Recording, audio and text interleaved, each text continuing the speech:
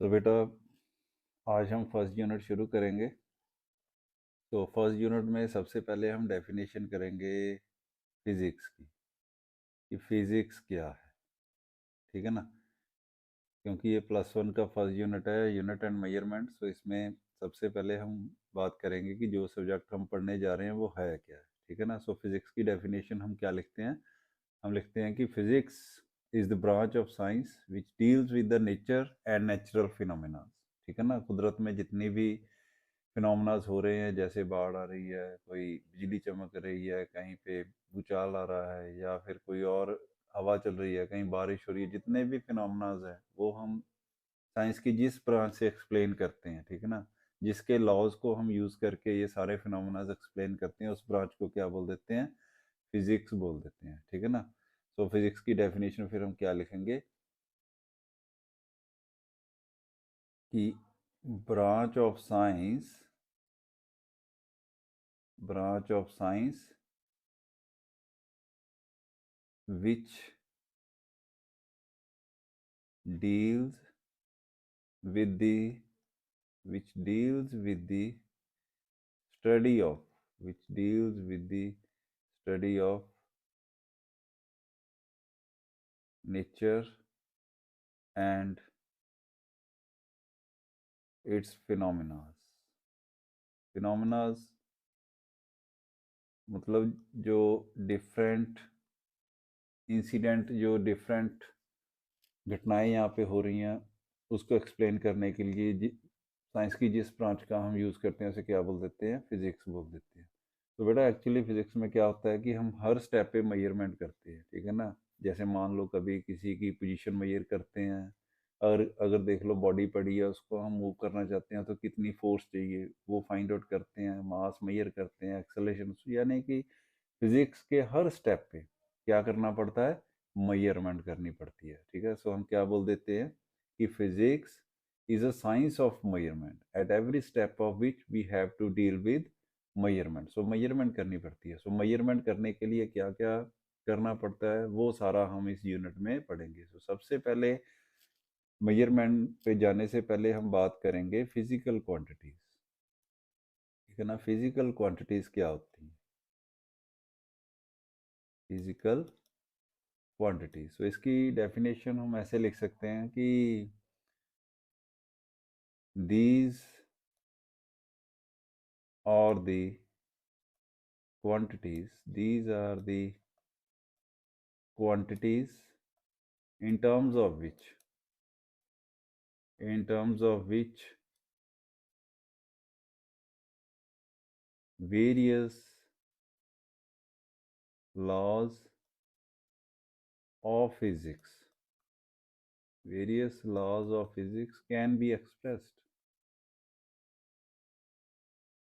ठीक है ना? तो जितने भी लॉज हैं फिजिक्स में, जितने भी फिजिकल इक्वेशंस हैं, उनको रिप्रेजेंट करने के लिए जिन क्वांटिटीज़ का यूज़ किया जाता है उसे हम क्या बोल देते हैं? फिजिकल क्वांटिटीज़ बोल देते हैं। और अगर सिंपल इसकी डेफिनेशन लिखनी हो, हम ये भी बोल देते हैं कि all the quantities which we study in the subject physics are known as physical quantities. उन सबको फिजिकल क्वांटिटीज़ बोल देते हैं। जैसे बेटा मास हुआ, टाइम हुआ, डिस्प्लेसमेंट हुआ, ठीक है, फोर्स हो गई, एक्सेलेरेशन हो गई, ये सारी जितनी भी क्वांटिटीज़ हैं इन्हें हम क्या बोल देते हैं? फिजिकल क्वांटिटीज़ बोल देते हैं। और ये मेनली दो तरह की होती हैं। कौन कौन सी? पहली होती है फंडामेंटल फिजिकल क्वांटिटीज़, फंडामेंटल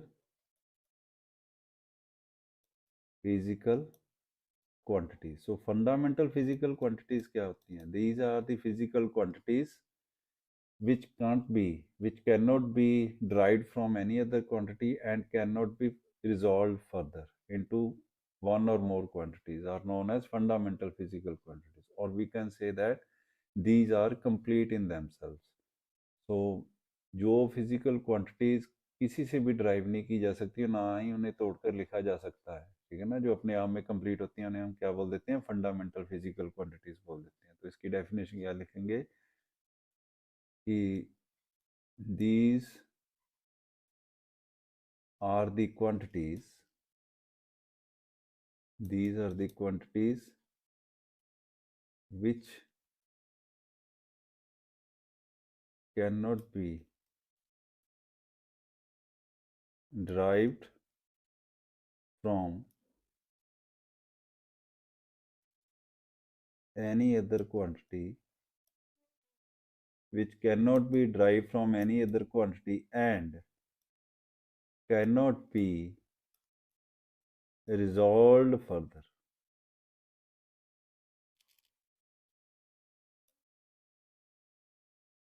उन्हें हम क्या बोल देते हैं? फंडामेंटल फिजिकल क्वांटिटीज बोलते हैं। और अगर इसकी एग्जांपल देनी हो तो क्या लिखेंगे? जैसे मास हो गया, टाइम हो गया, लेंथ हो गई, ठीक है ना।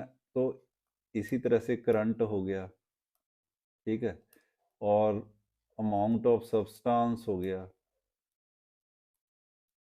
तो ये सारी क्या है? ये फंडामेंटल फिजिकल क्वांटिटीज है, ठीक है ना, क्योंकि इन्हें किसी और क्वांटिटी से ड्राइव नहीं किया जा सकता और ना ही इन्हें रिजॉल्व किया जा सकता। सेकंड टाइप आती है फिजिकल क्वांटिटी की, derived physical quantities. Derived physical quantities. तो ड्राइव्ड फिजिकल क्वांटिटीज क्या होती हैं? विच can B, which can be derived from fundamental physical quantities, which can be derived from fundamental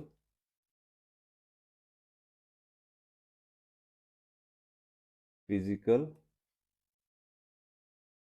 quantities, ठीक है ना। जैसे मान लो हमने वेलोसिटी फाइंड आउट करनी है, तो वेलोसिटी किसके इक्वल होती है? आपको मालूम ही है, डिस्प्लेसमेंट कवर्ड, ठीक है ना, displacement covered over time taken. तो डिस्प्लेसमेंट क्या होता है? It is the shortest path between initial and final positions, यानी कि लेंथ ऑफ पाथ होता है, यानी कि लेंथ ही होती है, और टाइम तो टाइम होता है। तो देखो, लेंथ भी फंडामेंटल क्वांटिटी है और टाइम भी फंडामेंटल क्वांटिटी है।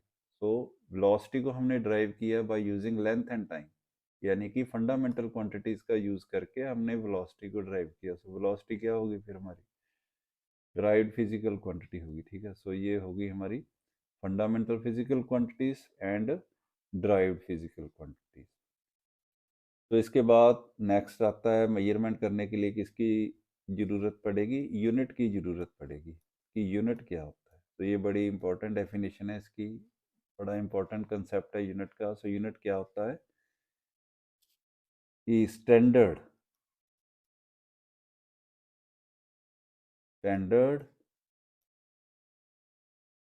measure of a standard measure of a physical quantity by which it can be compared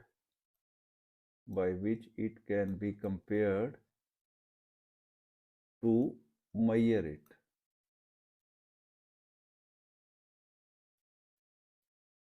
is known as its unit। और यूनिट की कैरेक्टरिस्टिक क्या होनी चाहिए? कि unit must be of same nature, unit must be of same nature as that of given physical quantity।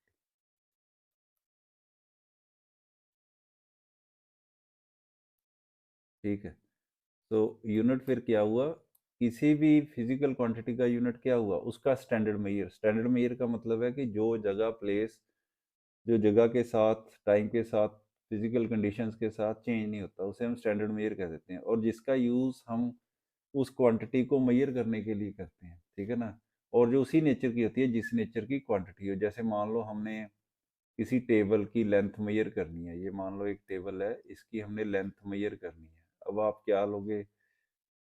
हम metre rod लेते हैं फिर इसकी लेंथ को मेजर करने के लिए। सो 1 मीटर क्या हो गया, इसका स्टैंडर्ड मेजर हो गया इस क्वांटिटी का, फिजिकल क्वांटिटी का। और इस 1 मीटर के साथ हम इसको कंपेयर करेंगे, यानी इसके ऊपर रख रख के देखेंगे, एक बार रखेंगे, 2 बार रखेंगे, ठीक है ना। तो जितनी बार रिपीट करेगा मीटर रॉड, उसको मल्टीप्लाई कर लेंगे नंबर ऑफ टाइम से, तो इसकी लेंथ आ जाएगी। यानी कि गिवन फिजिकल क्वांटिटी को मेजर करने के लिए जिस स्टैंडर्ड मेजर के साथ कंपेयर किया जाता है, ठीक है ना, उस स्टैंडर्ड मेजर को हम उस फिजिकल क्वांटिटी का क्या बोल देते हैं, यूनिट बोल देते हैं। और वो यूनिट उसी नेचर का होना चाहिए जिस नेचर की फिजिकल क्वांटिटी है। जैसे मान लो हमने फिजिकल क्वांटिटी लेंथ मेजर करनी है, तो लेंथ का यूनिट हम मीटर ही लेंगे, किलोग्राम तो ले नहीं लेंगे, ठीक है ना।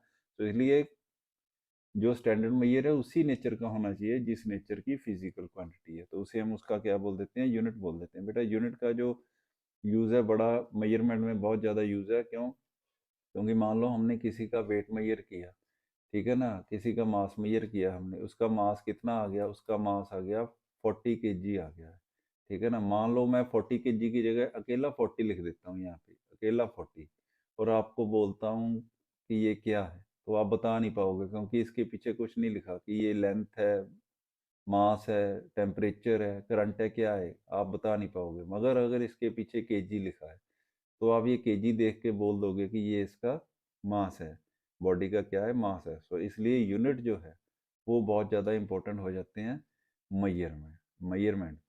तो जिस तरह से फिजिकल क्वांटिटी दो तरह की होती है, उसी तरह से यूनिट भी जो है वो दो तरह के होते हैं, ठीक है ना। जैसे फर्स्ट टाइप इसकी क्या है, फंडामेंटल यूनिट्स। तो बेटा ये फंडामेंटल यूनिट्स, जिस तरह से हमने फंडामेंटल फिजिकल क्वांटिटी डिफाइन की, सेम उसी तरह से फंडामेंटल यूनिट की भी डेफिनेशन है। सो फंडामेंटल यूनिट क्या होते हैं, these are the units of fundamental physical quantities, और वी कैन से दैट कि these are the unit which cannot be derived from any other unit and also cannot be resolved further, those are known as fundamental unit। जैसे मान लो मास का unit हम लिख लेते हैं KG, ठीक है ना, लेंथ का यूनिट हम लिख लेते हैं मीटर, और टाइम का यूनिट हम लिख लेते हैं सेकंड। सो ये जो किलोग्राम हो गए, मीटर हो गए, सेकंड हो गए, ये क्या हो गए, ये हमारे फंडामेंटल यूनिट हो जाते हैं। सो इसी तरह से सेकंड हम लिखते हैं derived units.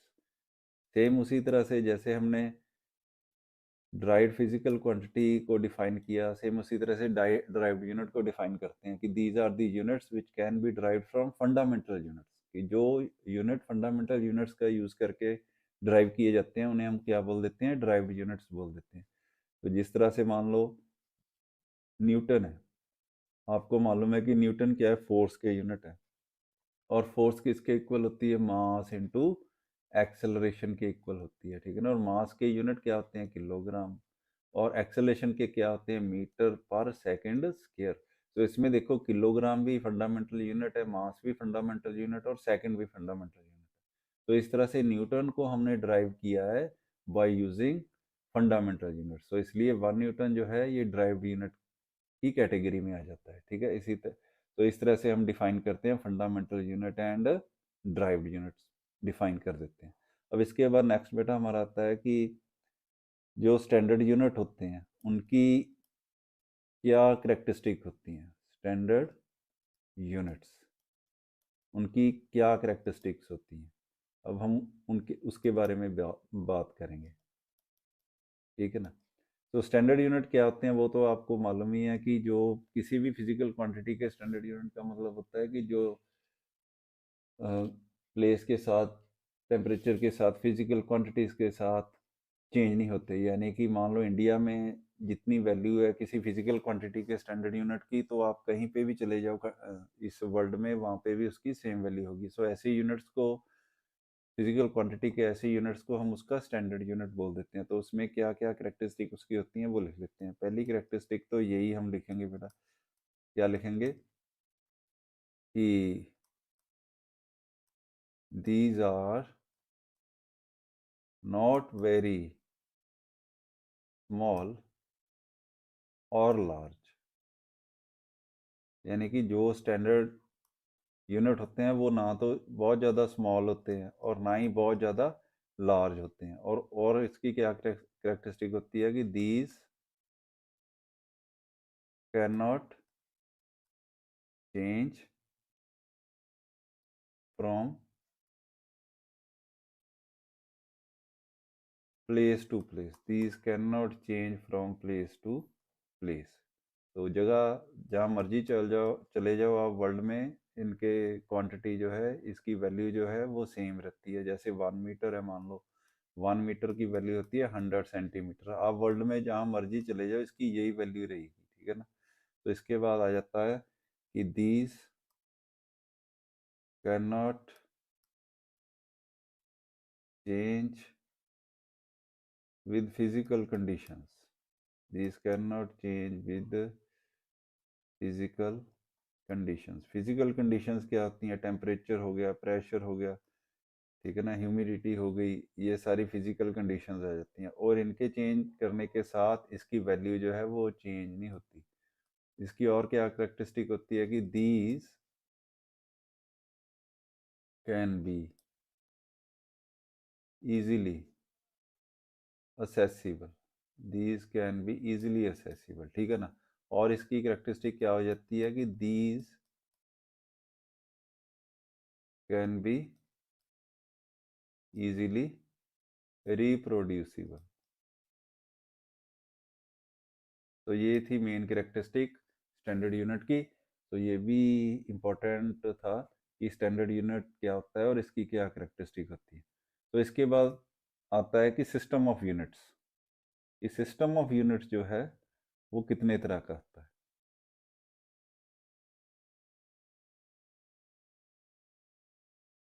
System of units, तो बेटा हमारे पास कई तरह का सिस्टम ऑफ यूनिट होता है। मेन हम बात करेंगे। सबसे पहले हमारे पास आता है CGS system of unit. CGS system of units. CGS system of unit में क्या होता है कि 3 फंडामेंटल क्वांटिटीज के यूनिट इसमें हम डिफाइन करते हैं। एक लेंथ के सेंटीमीटर, और मास के ग्राम्स, और टाइम के सेकंड्स लेते हैं, ठीक है ना। इसे हम क्या बोल देते हैं? इसे फ्रेंच सिस्टम ऑफ यूनिट बोलते हैं, क्योंकि ये फ्रांस में डेवलप किया गया था। फ्रेंच सिस्टम ऑफ यूनिट बोलते हैं, ठीक है ना। So CGS system is a system of unit in which mass is measured in centimetres, sorry, length is measured in centimeters, mass is measured in grams, and time is measured in seconds। और second one आता है MKS system of unit. MKS system of unit. MKS system of unit में भी ऐसा ही है कि 3 ही चीज़ें होती हैं। एक मास होता है, एक लेंथ होती है, और एक टाइम होता है। 3 सिस्टम फंडामेंटल यूनिट्स के लिए ये डिफाइन किया जाता है। मास जो है MKS सिस्टम में किलोग्राम्स में मेजर किया जाता है, ये है ना, किलोग्राम्स। और जो लेंथ है इसकी किसी भी क्वांटिटी की मीटर में मेजर की जाती है, और टाइम जो है वो सेकंड्स में ही लिया जाता है। इसे भी फ्रेंच, ये भी एक फ्रेंच सिस्टम ऑफ यूनिट है, ठीक है ना, क्योंकि फ्रांस में भी ये डेवलप किया गया था। थर्ड वन आता है FPS system of unit. FPS system of unit. तो ये भी 3 फिजिकल क्वांटिटीज के लिए ही डिफाइन किया जाता है, मास, लेंथ और टाइम के लिए। तो मास जो है FPS सिस्टम में पाउंड्स में मेजर किया जाता है, पाउंड्स में। लेंथ जो है वो फुट में मेजर की जाती है, और टाइम जो है वो सेकंड्स में ही मेजर किया जाता है। ये सिस्टम ऑफ यूनिट जो है ये इंग्लैंड में डेवलप किया गया था। इसे इसलिए इसे हम ब्रिटिश सिस्टम ऑफ यूनिट बोल देते हैं, ब्रिटिश सिस्टम ऑफ यूनिट बोलते हैं। तो नेक्स्ट हमारा आता है फिर fourth one, SI system of unit. SI system of unit, ये सबसे इंपॉर्टेंट है कि what is SI system of unit. तो SI सिस्टम ऑफ यूनिट जो है ये MKS सिस्टम ऑफ यूनिट का एक्सटेंडेड फॉर्म है।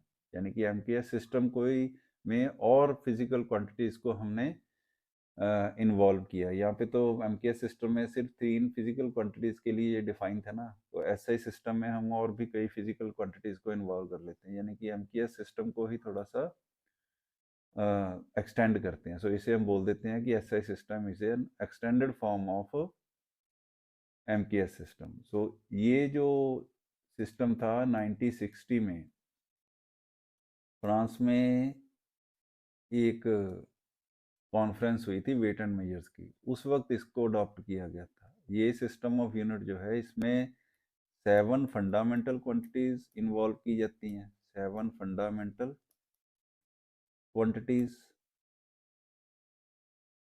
और 2 जो है सप्लीमेंट्री क्वांटिटीज को इन्वॉल्व किया जाता है, ठीक है ना, सप्लीमेंट्री क्वांटिटीज।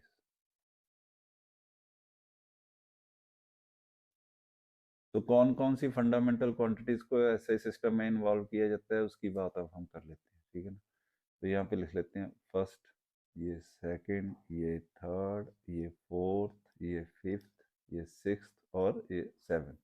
और कौन कौन सी फंडामेंटल क्वांटिटी है, पहले मास लिख लेते हैं, सेकंड आ गई लेंथ, थर्ड आ गई टाइम, फिर क्या आ गया, फिर आ गया टेम्परेचर,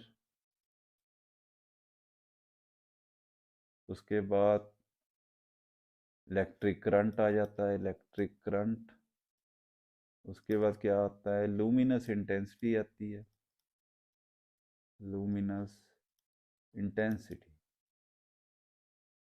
और लास्ट में क्या आता है, अमाउंट ऑफ सब्सटेंस,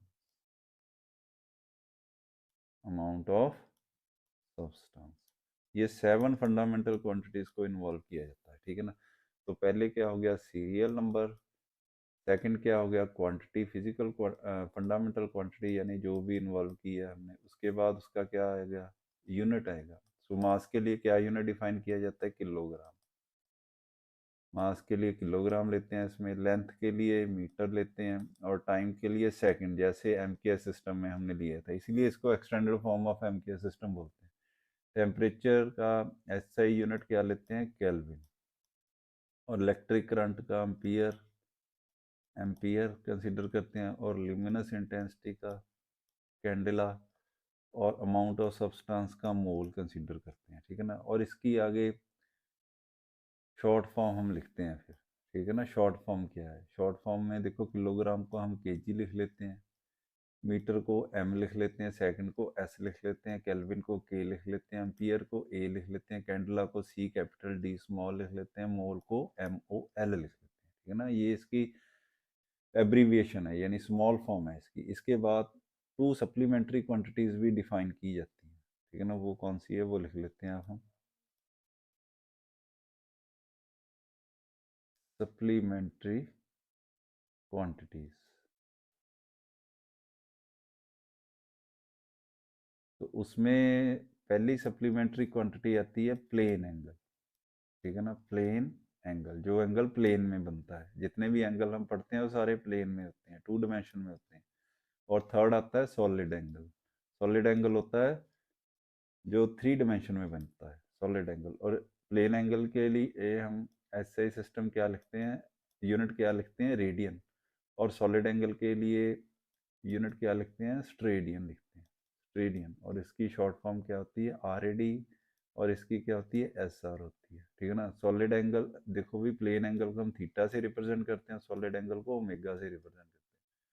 ये प्लेन एंगल क्या होता है ये तो आपको मालूम है, सॉलिड एंगल क्या होता है ये हम आगे पढ़ेंगे, ठीक है। सो ये देखो, इसमें 7 फंडामेंटल क्वांटिटीज हैं और 2 सप्लीमेंट्री क्वांटिटीज है, ये सारी मिलके क्या बनाती हैं, एसआई सिस्टम ऑफ यूनिट बनाती हैं, ठीक है ना। तो ये बेटा आज हम इतना ही करेंगे, तो बाकी का नेक्स्ट लेक्चर में करेंगे कि एसआई सिस्टम की क्या करेक्टरिस्टिक होती हैं, ठीक है ना, और एसआई सिस्टम इम्पोर्टेंट इतना क्यों है, ठीक है। तो और डिस्टेंस के लिए, टाइम के लिए, मास के लिए, और कौन कौन से यूनिट्स हम यूज़ करते हैं, ये सारा हम नेक्स्ट लेक्चर में करेंगे। तो मुझे उम्मीद है कि ये लेक्चर आपको समझ आया होगा। Thank you.